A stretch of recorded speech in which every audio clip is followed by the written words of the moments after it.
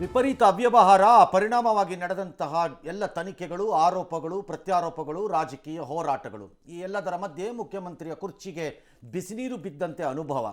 ಇವೆಲ್ಲವುದರ ಮಧ್ಯೆ ಇಡಿ ಪ್ರವೇಶದ ನಂತರ ನಡೆದ ಎಲ್ಲ ತನಿಖಾ ಘಟನಾವಳಿಗಳು ಎಲ್ಲದಕ್ಕೂ ಇವತ್ತು ಸುಪ್ರೀಂ ಕೋರ್ಟ್ ಅಂತಿಮವನ್ನು ಇತಿಶ್ರೀಯನ್ನು ಹಾಡಿದಂತಿದೆ.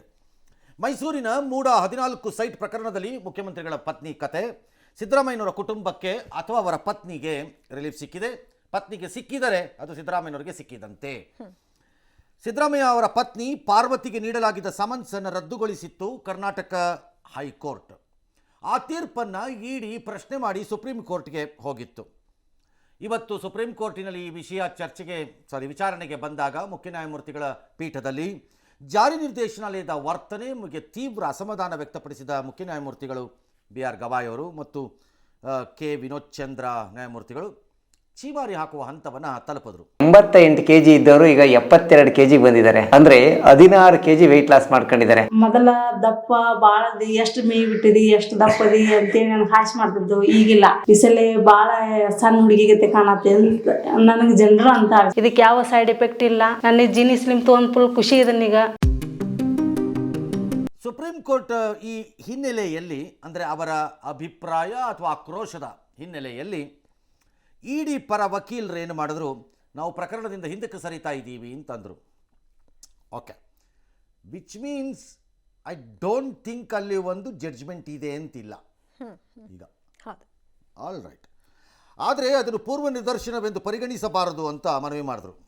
ನಂತರ ಅರ್ಜಿ ತಿರಸ್ಕರಿಸಿದ ನ್ಯಾಯಾಲಯ ಸಮನ್ಸ್ ರದ್ದುಗೊಳಿಸಿದ ಹೈಕೋರ್ಟ್ ಪೀಠದ ಯಾವುದೇ ದೋಷ ಇಲ್ಲ ಅಂತ ಅಷ್ಟರ ಮಟ್ಟಿಗೆ ಅದು ತೀರ್ಪೇ ಬಂದು ಹೇಳಾಯಿತು.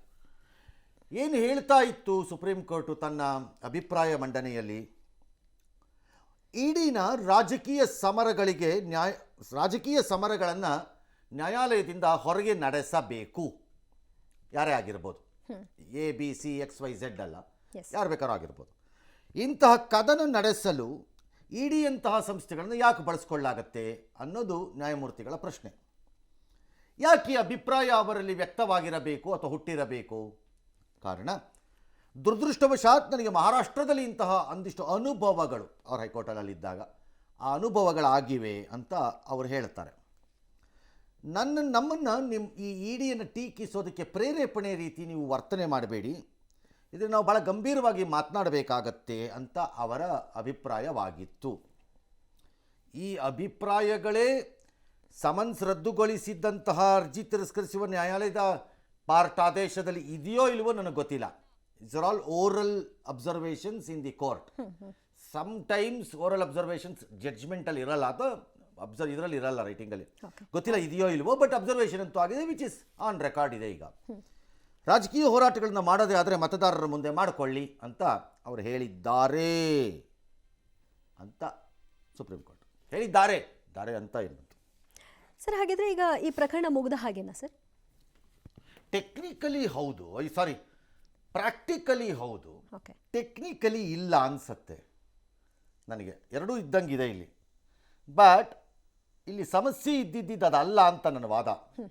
ನಾನು ಡೇ 1 ಈ ಪ್ರಕರಣ ಬಂದಾಗ ಕೇಳ್ತಾ ಇದ್ದೀನಿ, ಈ ವಿಚಾರದಲ್ಲಿ ಭಾಳ ಭಿನ್ನವಾದಂತಹ ರಾಜಕೀಯ ಪ್ರೇರಿತ ಅಥವಾ ಸೈದ್ಧಾಂತಿಕ ಪ್ರೇರಿತ ವಾದವನ್ನೇ ನಾವು ಪಬ್ಲಿಕ್ ಟಿವಿಲಿ ಮಂಡನೆ ಮಾಡಿಲ್ಲ. ನಮ್ಮದು ಮಂಡನೆ ಇದ್ದಿದ್ದು ವಾದದಲ್ಲಿ ಕಾನೂನು ಪ್ರಕಾರದಲ್ಲಿ ಕ್ವಶನ್ ನಂಬರ್ 1 ಇದ್ದಿದ್ದು ಆಗಲೂ ಇದೆ, ಈಗಲೂ ಇದೆ ಅಂತ ಪರಿಭಾವಿಸಿದ್ದೀನಿ ಸುಪ್ರೀಂ ಕೋರ್ಟ್ ಇದೆಲ್ಲ ಹೇಳಿದಾಗ ನೋಡಿದಾಗ. What is the offence and where is the offence ಅಂತ. ಅಫೆನ್ಸ್ ಏನು ಹೇಳಿ, ಯಾರು ಕರೆಕ್ಟಾಗಿ ನನಗೆ ಬದಲಿ ತಗೊಳ್ಳೋಕೆ ಅವಕಾಶ ಇಲ್ವಾ? ಕಾಣಲಿಲ್ಲ. ಬದಲಿಯನ್ನು ತೆಗೆದುಕೊಂಡಿದ್ದು ತಪ್ಪು ಹೇಗೆ? Scheme wrong. ಆಕೆಗೂ ಸ್ಕೀಮ್ಗೂ ಸಂಬಂಧವಿಲ್ಲ. ಸ್ಕೀಮನ್ನು ಜಾರಿ ಮಾಡಿರುವುದು ಸರ್ಕಾರಗಳು. ಆ ಸ್ಕೀಮ್ ಸರಿ ಇಲ್ಲ ಎಂದರೆ ಅದನ್ನು ಹಿಂದೆ ಸರಿಯಬೇಕಾಗಿದ್ದು ಸರ್ಕಾರಗಳು. ಜಾರಿಯಲ್ಲಿರುವ ಸ್ಕೀಮ್ನಲ್ಲಿ ಅರ್ಜಿ ಹಾಕಲು ಎಲ್ಲರೂ ಸ್ವತಂತ್ರರು. ಕೊಡೋದು ಬಿಡೋದು ನಿಮಗೆ ಬಿಟ್ಟಿದ್ದು. ಇಂಥದ್ದೇ ಕೊಡಿದ್ರು. ಮೈಸೂರು ಅರಮನೆಯ ಪಕ್ಕದಲ್ಲಿ ಬೇಕಾದ್ರೆ ಅವ್ರು ಅರ್ಜಿ ಹಾಕಬಹುದು ಅಂತ ನಾನು ಹೇಳಿದ್ದೆ. ಕೊಡೋರ ವಿವೇಚನೆ ಇರಬೇಕು, ನಿಮಗೆ ವಿವೇಚನೆ ಇರಬೇಕದಷ್ಟೇ ಅಂತ ಹೇಳ್ತಿದ್ರು. ವಾದವನ್ನು ಮಂಡನೆ ಮಾಡಿದ್ವಿ. ಅರ್ಶಿನ ಕುಂಕುಮ ಅದು ಬೋಗಸ್ ಅದು, ಅದರಿಂದ ಅದು ಡಿನೋಟಿಫೈ ಆಗಿತ್ತು, ಹಂಗಾಗಿತ್ತು ಹಂಗಿತ್ತು. ನಾನು ಆಗಲೂ ಹೇಳಿದೆ ಇರಬಹುದು. ಬಟ್ ದಿ ಟ್ರಬಲ್ ಈಸ್ ಅಲ್ಲೂವೇ ಹೆಣ್ಣು ಮಕ್ಕಳು ಅರ್ಶಿನ ಕುಂಕುಮಕ್ಕೆ ಬಂದ, ಅದರಲ್ಲೂ ತವರ ಮನೆಯಿಂದ ಬಂದಿದ್ದನ್ನು ತೆಗೆದುಕೊಂಡು ಇನ್ವೆಸ್ಟಿಗೇಷನ್ಗೆ ಹಾಕಲ್ಲ. ಹಾಗಾಗಿ there is a tremendous problem ಈ ಕೇಸಲ್ಲಿ ಅನ್ನೋದನ್ನ ಹೇಳಿದೆ. ಒಂದು ವೇಳೆ ಮೂಡಾಗ ಅನಿಸಿದ್ರೆ ರಿಜೆಕ್ಟ್ ಮಾಡಿ ಹಿಂಬರಹವನ್ನು ಕೊಟ್ಬಿಡಬೇಕು. ಕೊಡಲ್ಲ, ನೀವು ಯೋಗ್ಯರಲ್ಲ. ಸಿದ್ದರಾಮಯ್ಯನವರ ಪತ್ನಿ ಅನ್ನೋ ಕಾರಣಕ್ಕೆ ಮಾಡಿದ್ರು ಅನ್ನೋ ಒಂದು ಆರೋಪ ಇರ್ಬೋದು. ಸಿದ್ದರಾಮಯ್ಯನವ್ರ ಪತ್ನಿ ಆಗಿದ್ದ ಮಾತ್ರ ಅಕ್ಕಿ ಕೇಳಬಾರ್ದು ಅಂತೆಲ್ಲ ರೂಲ್ ಇರಲಿಲ್ವಲ್ಲ. ಆಮೇಲೆ ಇವರ ಇನ್ಫ್ಲೂಯೆನ್ಸ್ನ ಸಾಬೀತುಪಡಿಸೋದಕ್ಕೂ ಕೂಡ ಆಗಿಲ್ಲ. ಎಲ್ಲೂ ಶರ ಸಿಕ್ಕಿಲ್ಲ ನಿಮಗೆ. ಹೌದು. ಏನೋ they pursued it, may be they will pursue it. ಯಾಕೆ ಈಗ ಮೇಡಮ್ದು ಸಮನ್ಸನ್ನು ರದ್ದುಗೊಳಿಸಿದ್ದು ಕರ್ನಾಟಕ ಹೈಕೋರ್ಟ್ ಆದೇಶವನ್ನು ಸುಪ್ರೀಂ ಕೋರ್ಟ್ ಎತ್ತಿ ಹಿಡಿದಿರೋದು. ಈಗ ಹೌದು. ECR ಆಗಿ ಕೇಸ್ ಆಗಿರೋದು ರದ್ದಾಗಿದೆಯೋ ಇಲ್ವೋ ನನಗೆ ಡೌಟ್ ಇದೆ. ಇನ್ನೂ ಕೇಸಿನ ಜೀವಂತ ಇರುತ್ತೆ ಅನ್ಸತ್ತೆ ಅದು. ಓಕೆ. ಸೊ ಅದರಲ್ಲಿ ನಾಳೆ ಫರ್ದರ್ ಇನ್ವೆಸ್ಟಿಗೇಷನ್ ಥರ ಏನಾದ್ರು ಮಾಡಿ ಯಾರು ಒಬ್ರು ಇನ್ನು ಮುಂದಕ್ಕೆ ಯಾವ್ದಾದ್ರು ಹೊಸದಾಗಿ ಫ್ರೆಶ್ ಆಗ್ತದೆ, ನಂಗೆ ಗೊತ್ತಿಲ್ಲ. ಅದು ಆ ಸ್ಪೆಸಿಫಿಕ್ ಇದೆಯಾ ಇಲ್ವಾ ಆರ್ಡ್ರನ್ನ ನೋಡಿಲ್ಲ, ಹಂಗಾಗಿ ನಂಗೆ ಗೊತ್ತಿಲ್ಲ. ಈಡಿಗೆ ಅವಕಾಶ ಇರುತ್ತೆ ಸರ್? ಇರುತ್ತೆ, ಜಾಗ ಆಗಬಹುದು ಪ್ರಯತ್ನ ಪಟ್ಟರೆ ಅವರು. ಓಕೆ. ಇನ್ನೊಂದ್ಸರಿ ಹೊಡ್ಸ್ಕೋಬೇಕು ಏನು ಇಲ್ಲದೆ ಅಂತಂದ್ರೆ ಹೊಡ್ಸ್ಕೋಬೋದು, ಅದು ಅವ್ರಿಗೆ ಬಿಟ್ಟಿದ್ದೀನಿ, ನನಗೆ ಗೊತ್ತಿಲ್ಲ. ಸೊ ಈಗ ಲಾಜಿಕಲ್ ಕ್ವಶನ್ ಏನು ಜನರ ಮುಂದೆ ಇರಬೇಕಾದ್ದು ಅಥವಾ ಇರುವುದು? ನಿಜ. ಸೈಟ್ ಯಾಕೆ ವಾಪಸ್ ಕೊಟ್ಟರು?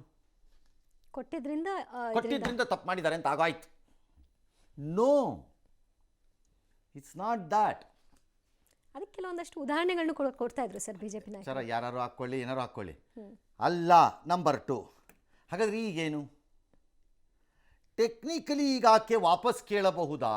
ಅದೇ ಸೈಟು ಅದನ್ನು ಕಾಂಪನ್ಸೇಷನ್ ಅನ್ನು ಓಕೆ ಕೇಳಬಹುದು ಅನ್ಸತ್ ನನಗೆ.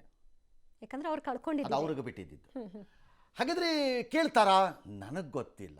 ಅದು ಆಸೆ ಮತ್ತು ದುರಾಸೆಗಳ ಮಧ್ಯೆ ಇರಬಹುದಾ, ಇತ್ಯರ್ಥವಾಗಬೇಕಾದ ವಿಷಯ. ಅವಶ್ಯಕತೆ, ಆಸೆ, ದುರಾಸೆ ಮಧ್ಯದಲ್ಲಿ ಇರಬಹುದ, ಮೂರರ ಮಧ್ಯದಲ್ಲಿ ಎಲ್ಲೋ ಇರಬಹುದಾದ ನಿರ್ಧಾರ ಅದು. ಆ ನಿರ್ಧಾರ ವೈಯಕ್ತಿಕ ಮತ್ತು ಅವರಿಗೆ ಬಿಟ್ಟದ್ದು. ನಾವ್ಯಾರು ಅದನ್ನು ಹೇಳಕ್ಕೆ? ನಿಜ.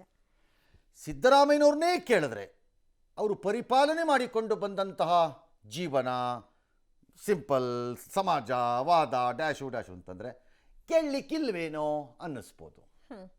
ಆ ಭಾವನೆ ಇಲ್ಲ, ನನಗೆ ಹಕ್ಕಿದೆ, ನಾ ಕೇಳ್ತೀನಿ, ನನಗೆ ಬೇಕು ಆ ದುಡ್ಡು ಅಥವಾ ಅದು ನಿವೇಶನ ಅಥವಾ ಅದನ್ನು ಮಾರ್ತೀವಿ, ಅದನ್ನು ಇಟ್ಕೋತೀವಿ, ಏನೋ ಒಂದು ಮಾಡ್ತೀವಿ, ನಮಗೆ ಇಷ್ಟ, ಅದು ನಮ್ಗೆ ಆಸ್ತಿ ಬೇಕದು, ಕೇಳ್ಬೋದೇನೋ, ಓಕೆ ಗೊತ್ತಿಲ್ಲ.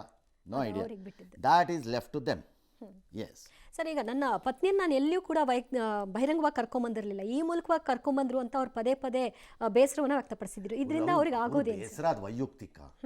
ರಾಜಕೀಯ ಜೀವನದಲ್ಲಿ, ಸಾರ್ವಜನಿಕ ಬದುಕಿನಲ್ಲಿ ಇಂತಹ ಸೂಕ್ಷ್ಮತೆಗಳನ್ನು ಇಟ್ಕೊಂಡು ನಾನು ಇರ್ತೀನಿ ಅನ್ನೋದಾ? ಅಲ್ಲ, ಅದು ಸರಿ ಅಲ್ಲ.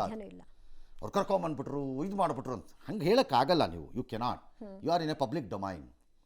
ಹಾಗಾಗಿ ಅದಕ್ಕೇನು ಮಾಡೋಕ್ಕಾಗಲ್ಲ. ಅದಕ್ಕೆ ದಾಟ್ ಎವ್ರಿಬಡಿ ಆಸ್ ಅಂಡರ್ಗಾನ್, ನೀವು you have to face it ಅಷ್ಟೇ. ಇದರಿಂದ ರಾಜಕೀಯವಾಗಿ ಏನಾದರೂ ಗಳಿಸಿದ್ರಾ ಸರ್? ಸಾಧ್ಯತೆ ಇದೆಯಾ ಸಿದ್ದರಾಮಯ್ಯನವರ? Sir, yes and no. ಹೇಗೆ ಸರ್? ಎಸ್ ಹೇಗೆ ಅಂದರೆ ನೈತಿಕವಾಗಿ ಹಿ ಈಸ್ ಸ್ಟ್ರಾಂಗರ್ ಟುಡೇ. ನಾನು ಹೇಳಿದ ಸತ್ಯ ಆಯಿತು ಅಂತ ಅಲ್ಲ, ನನ್ನ ಮೇಲೆ ಬಂದಿದ್ದಂತಹ ಇಂಥ ಆರೋಪದಿಂದ ನಾನು ಕಳಂಕದಿಂದ ಮುಕ್ತನಾಗಿದ್ದೇನೆ ಅನ್ನುವುದನ್ನು ಇಟ್ಟುಕೊಂಡು ಹೆಚ್ಚು ಎದೆ ಉಬ್ಬಿಸಿ ಜನರ ಬಳಿಗೆ ಹೋಗಬಹುದು.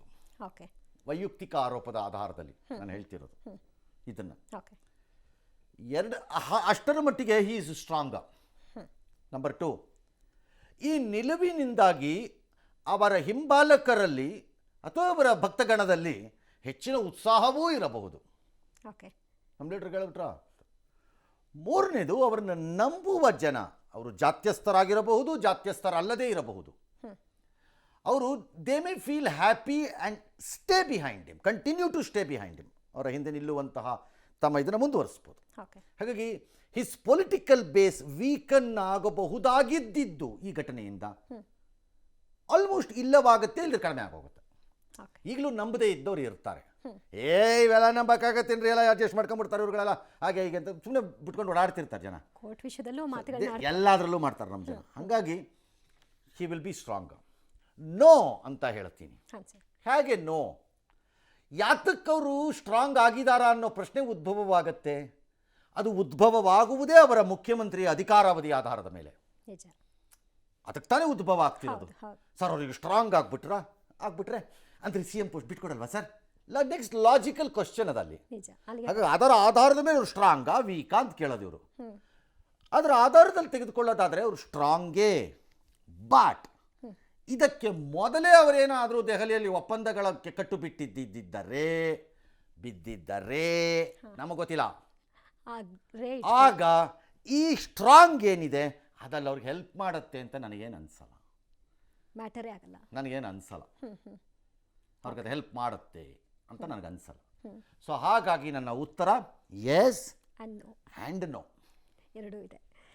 ಇನ್ನು ಸುಪ್ರೀಂ ಆದೇಶದ ಬೆನ್ನಲ್ಲೇ ಎಕ್ಸ್ನಲ್ಲಿ ಪ್ರತಿಕ್ರಿಯಿಸಿರುವ ಸಿಎಂ ಸಿದ್ದರಾಮಯ್ಯ ಪತ್ನಿ ವಿರುದ್ಧ ಅಪಪ್ರಚಾರ ಮಾಡಿದ ವಿಪಕ್ಷಗಳು ಕ್ಷಮೆ ಕೇಳಬೇಕು ಅಂತ ಒತ್ತಾಯಿಸಿದರು. ಅಲ್ಲದೆ ಸುಪ್ರೀಂ ಕೋರ್ಟ್ ಅರ್ಜಿ ವಜಾ ಮಾಡಿರೋದು ಕೇಂದ್ರ ಸರ್ಕಾರದ ಕಪಾಳಕ್ಕೆ ನ್ಯಾಯದಂಡ ಬಾರಿಸಿರುವ ತಪರಾಕಿ, ರಾಜಕೀಯವಾಗಿ ನನ್ನನ್ನು ಎದುರಿಸಲಾಗದ ಬಿಜೆಪಿ ಮತ್ತದರ ಸಂಗಾತಿಗಳು ಸಿಬಿಐ, ಇಡಿ, ಐಟಿಗಳನ್ನು ದುರ್ಬಳಕೆ ಮಾಡಿಕೊಂಡ್ರು.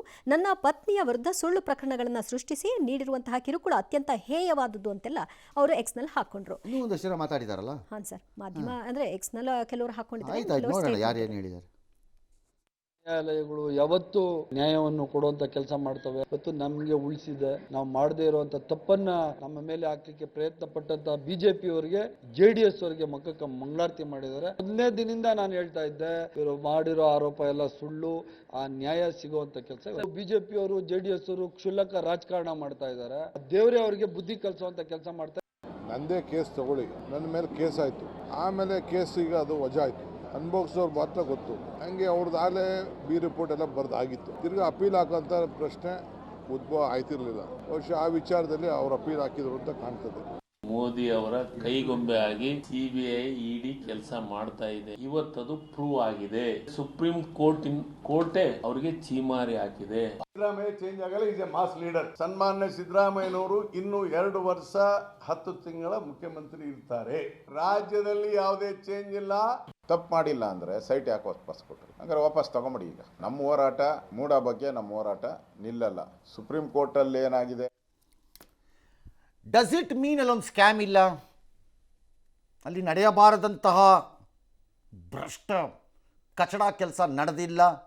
ನೋ, ನಡೆದಂಗಿದೆ. ಅಲ್ಲಿ ಯಾರು ನಡೆಸಿರುವವರು ಹೇಗೆ ನಡೆಸಿದ್ದಾರೆ ಎಂಬುದು ಇನ್ನೂ ಆಚೆ ಬರಬೇಕಲ್ಲಿ.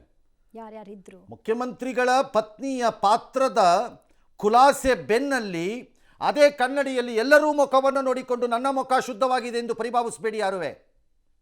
ಅದು ಇವ್ರದ್ದು ಮಾತ್ರ. Don't take shelter.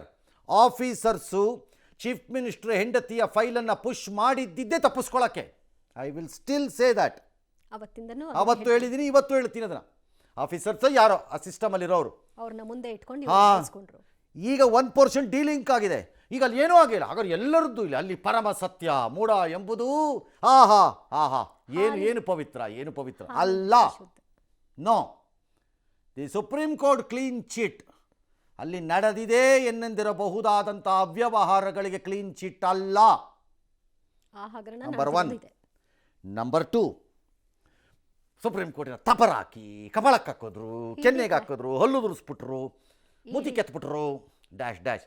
ಅವರವರಿಗೆ ಅವರು ಬೇಕಾದ ಕೋರ್ಟ್ ತೀರ್ಪುಗಳು ಬಂದಾಗ ಈ ಮಾತುಗಳು ಬರುತ್ತವೆ. ನಾಳೆ ಯಾವುದಾದ್ರೂ ಬೈರತಿ ಸುರೇಶ್ರೇ ಸರ್ಕಾರದ ವಿರುದ್ಧವಾಗಿ ತಪರಾಕಿ ಜಡ್ಜ್ಮೆಂಟ್ ಬರಲಿ, ಅವತ್ತು ಕರೆಸ್ತೀನಿ ಸ್ಟುಡಿಯೋಗೆ ನಿಮ್ಮನ್ನು. ಇಷ್ಟೇ. ಅಬ್ಬರದ ಮಾತಿರುತ್ತಾ ಬರುತ್ತೆ. ಎಲ್ಲರೂ ನಿಮ್ದಕ್ಕೆ ಬೇಕಾದಾಗ ನೀವು ಇದನ್ನು ಹೇಳ್ತಿರ್ತೀರಿ. ಹೇಳ್ಬೋದು, ತಪ್ಪು ಅಂತ ನಾನು ಹೇಳಲಿಕ್ಕಾಗಲ್ಲ. ಇಡಿಯ ಕಾರ್ಯವೈಖರಿಯ ಬಗ್ಗೆ ಕೂಡ ಪ್ರಶ್ನೆ ಆಗಿರೋದ್ರಿಂದ ಇಡೀ ವರ್ಚಸ್ಸಿನ ಮೇಲೆ ಏನಾದರೂ ಪರಿಣಾಮಗಳಾಗತ್ತಾ ಸರ್ ಮುಂದಿನ ಪ್ರಕರಣಗಳನ್ನೆಲ್ಲ ನೋಡೋ ರೀತಿಯಲ್ಲಿ? ಹಾಗೇನಾಗಲಿಕ್ಕಿಲ್ಲ. ಯಾಕಂದರೆ ಎಲ್ಲ ಪ್ರಕರಣವೂ ಒಂದೇ ಅಂತ ಹೇಳೋಕ್ಕಾಗಲ್ಲ. ಬಟ್ ಒಂದಂತೂ ನಿಜ ಅನಿಸತ್ತೆ, of late ED has to become little more studious in gathering ಇದನ್ನು ಯಾವುದನ್ನು ಸಾಕ್ಷ್ಯಗಳನ್ನು ಕಲೆ ಹಾಕುವುದು.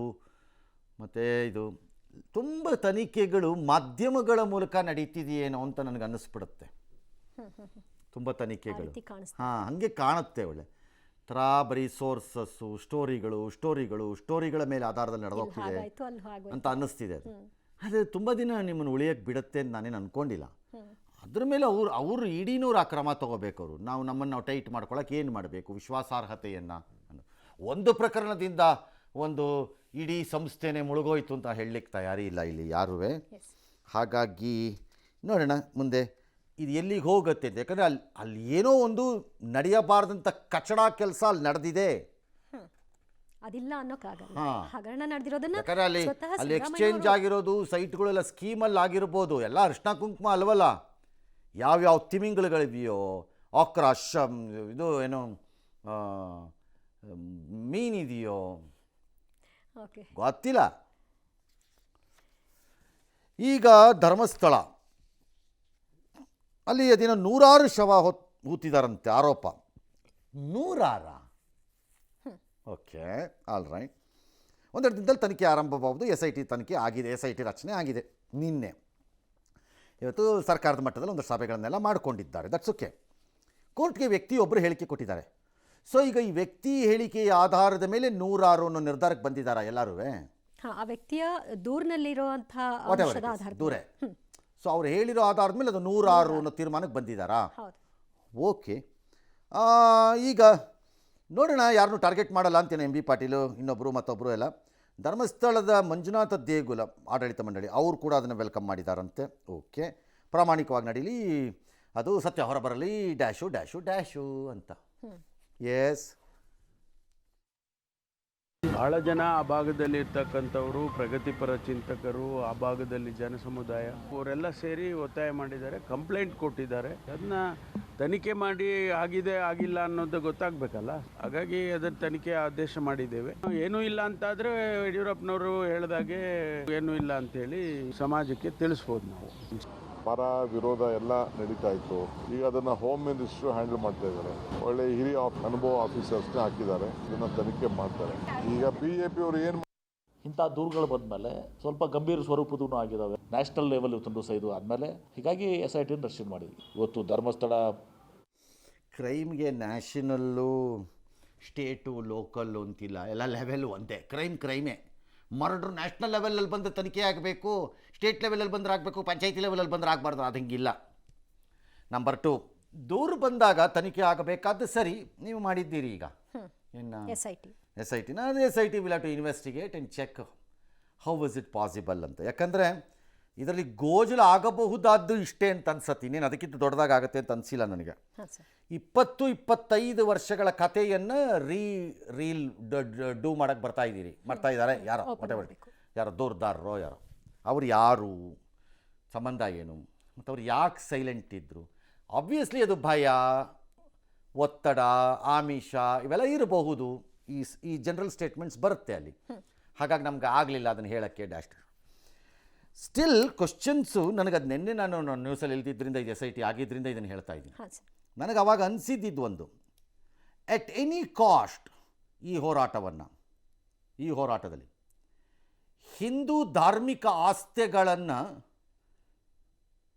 ಬುಡಮೇಲು ಮಾಡುವಂತಹ ಪ್ರಯತ್ನಗಳಿಗೆ ಇಂಥವುಗಳನ್ನು ಬಳಸ್ಕೊಳ್ಳುವಂತಹ ದುಷ್ಟಶಕ್ತಿಗಳು ಯಾವಾರು ಕಾಣಿಸಿದ್ರೆ ಅದನ್ನು ವಿರೋಧ ಮಾಡಬೇಕಾಗತ್ತೆ, ಮಾಡೇ ಮಾಡ್ತಾರೆ. ಯಾಕಂದರೆ ಧರ್ಮಸ್ಥಳದ ನಂಬಿಕೆಗಳು ಇದು ಬೇರೆ, ಅಥವಾ ಅದರ ಪರಿಸರದಲ್ಲಿ ನಡೆದಿರಬಹುದಾದ ಇನ್ನಿತರ ಚಟುವಟಿಕೆಗಳು ಬೇರೆ, ಎರಡು ಬೇರೆ. ನೆನಪಿಟ್ಕೊಳ್ಳಿ, ಅಂತಹ ಲಕ್ಷಣಗಳು ಕಾಣಿಸ್ತಾ ಇವೆ ಸಣ್ಣ ಪುಟ್ಟದಾಗಿ. ಓಕೆ, ಒಮ್ಮೊಮ್ಮೆ ಏನಾಗತ್ತೆ, ಬಹುಸಂಖ್ಯಾತ ಸಮುದಾಯದಲ್ಲಿ ಇತರ ಧರ್ಮೀಯರು ವಿಪರೀತ ಆಸಕ್ತಿ ತಗೊಂಡು ಇನ್ನೊಂದು ಧರ್ಮದ ವಿಚಾರದಲ್ಲಿ ಒಳಕ್ಕೆ ಬಂದಾಗ ಸಮಸ್ಯೆಗಳಾಗಬಹುದು. ಅವ್ರು ಬರಬಾರ್ದು ಅಂತಿಲ್ಲ ಅಂತ ನಾನು ಹೇಳಿಲ್ಲ, ಬಟ್ ಆಗಬಹುದು, ಅದು ಸಮಸ್ಯೆ. ಥರ್ಡ್ ಒನ್ ನನಗನ್ಸಿದ್ದು 100-200 ಶವ ಎಲ್ಲ ಅಮೇಝಿಂಗ್ ನಂಬರ್ಸ್. ಅದು ಸಣ್ಣ ಪುಟ್ಟ ನಂಬರ್ ಅಲ್ಲ. ಪ್ಯಾರಲಲಿ ಅವು ಮಿಸ್ಸಿಂಗ್ ಕೇಸಸ್ಸು ಇರಬೇಕಾ ಅಂತ ನನಗೆ ಗೊತ್ತಿಲ್ಲ ಅಲ್ಲಿ. ಅಷ್ಟೇ ನಂಬರ್. ಹಾಂ, ಯಾಕಂದರೆ ಸತ್ತಿರೋರು ಯಾರು ಎಲ್ಲರೂ ಮರ್ಡ್ರೇ ಆಗಿದ್ದರೆ ಅಥವಾ ರೇಪ್ ಆಗಿದ್ದರೆ, ಮರ್ಡರ್ ಆಗಿದ್ದರೆ, ವಾಟ್ ಎವರ್, ಎಲ್ಲೋ ಒಂದು ಕಡೆ ಮಿಸ್ಸಿಂಗ್ ಕೇಸ್. ಅವ್ರು ಯಾರು ಅಬ್ಬೆಪಾರಿಗಳಾಗಿರ್ಲಿಕ್ಕಿಲ್ಲ ಅನ್ಕೋತೀನಿ. ಯಾರೋ ಅಪ್ಪನೋ ಅಮ್ಮನೋ ತಾಯಿನೋ ತಂದೆನೋ ಅಣ್ಣನೋ ತಮ್ಮನೋ ಇರಬೇಕಲ್ಲ, ಎಲ್ಲೆಲ್ಲ ಮಿಸ್ಸಿಂಗ್ ಕೇಸ್ ಇರಬೇಕಲ್ಲ. ನಂಬರ್ 2, ಎವ್ರಿ ಬೋನ್ ಅಥವಾ ಇನ್ನೊಂದು ಮ್ಯಾಚ್ ಆಗಬೇಕು. ನಾಳೆ DNA ಮಾಡ್ತಾರೆ ಸೈಂಟಿಫಿಕಲಿ, ಆಗಬಹುದು, ಆಗದೇನೂ ಇರ್ಬೋದು. ಒಂದೋ ಎರಡೋ ಮರ್ಡರ್ ಅನ್ನೋ ಪರಿಸ್ಥಿತಿಗೆ ಬರಲೂಬಹುದು, ಬರದೇನೂ ಇರ್ಬೋದು, ನನಗೆ ಗೊತ್ತಿಲ್ಲ. ಅದು ರೇಪ್ ಅಂಡ್ ಮರ್ಡರ್ ಅಂತ ಹೆಂಗೆ ಸಾಬೀತು ನಮ್ಮ ಲಾಸ್ಟ್ಲಿ ಅದೆಲ್ಲ ಆಮೇಲೆ ತನಿಖೆ. ಈಗ ನಾನು ನೀವು ತೀರ್ಮಾನ ಕೊಡಕ್ಕೆ ಬರಲ್ಲ, ರೇಪನ್ ಮಾಡ್ರಿ ಅಂತಿಲ್ಲ, ಹಂಗಾಗೋದಿಲ್ಲ ತನಿಖೆ ಇಲ್ಲ, ಬಿಟ್ಬಿಡಿ ಅಂತಾನೆ. ಹಂಗೆ ಬಿಡೋಕ್ಕಾಗ್ತಾ ಇಲ್ಲ, ಇಲ್ಲಿ ಬಿಡೋಕ್ಕಾಗಲ್ಲ, ಬಿಡಬೇಡಿ, ನಾಟ್ ನೆಸೆಸರಿ ಆಲ್ಸೋ. ಬಟ್ ಈ ಪ್ರಶ್ನೆಗಳು ಇವೆ. ಈ ಎಲ್ಲದರ ಮಧ್ಯೆ ಇದು ನ್ಯಾವಿಗೇಟ್ ಆಗಬೇಕು ತನಿಖಾ ತಂಡದಲ್ಲಿ.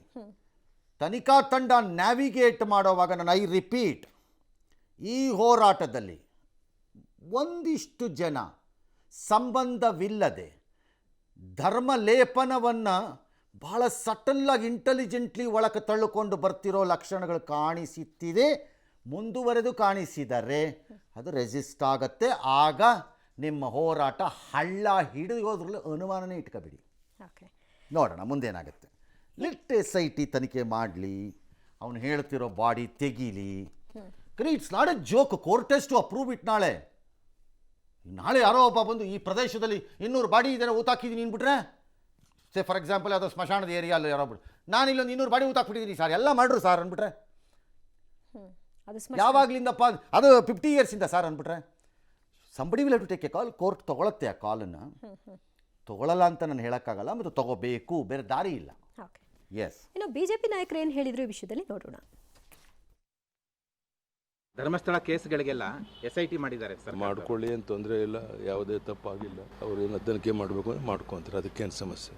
SIT ರಚನೆ ಆಗಿರುವಂಥದ್ದು ಎಲ್ಲರೂ ಕೂಡ ಸ್ವಾಗತ ಮಾಡಿದ್ದಾರೆ. ಧರ್ಮಸ್ಥಳದ ದೇವಸ್ಥಾನದವರು ಮಾಡಿದ್ದಾರೆ, ನಾವು ಕೂಡ ಅದನ್ನು ಸ್ವಾಗತವನ್ನು ಮಾಡ್ತೇವೆ. ಯಾರು ಕಂಪ್ಲೇಂಟ್ ಕೊಟ್ಟಿದ್ದಾರೆ ಅವ್ರು ಹೇಳಿದ್ದಾರೆ, ನಾನು ಹಲವಾರು ಗುಣಗಳನ್ನು ಹೂತಾಕಿದ್ದೇನೆ, ನನ್ನ ಮೇಲೆ ಒತ್ತಡ ಇದೆ. ಅವ್ರು ಹೇಳ್ಬೇಕಲ್ಲ ಯಾರು ಒತ್ತಡ ಹಾಕಿದ್ರು. ಆದರೆ ಅದ್ರ ಹೆಸರಿನಲ್ಲಿ ನಂಬಿಕೆಗೆ ಹೆಸರುವಾಸಿಯಾಗಿರುವಂತ ಒಂದು ಧರ್ಮದ ಒಂದು ಕೇಂದ್ರವನ್ನ ಈ ನೆಪದಲ್ಲಿ ಹೆಸರು ಕೆಡಿಸುವಂತ, ನಂಬಿಕೆ ಕೆಡಿಸುವಂತ ಕೆಲಸಗಳು ಆಗಬಾರದು.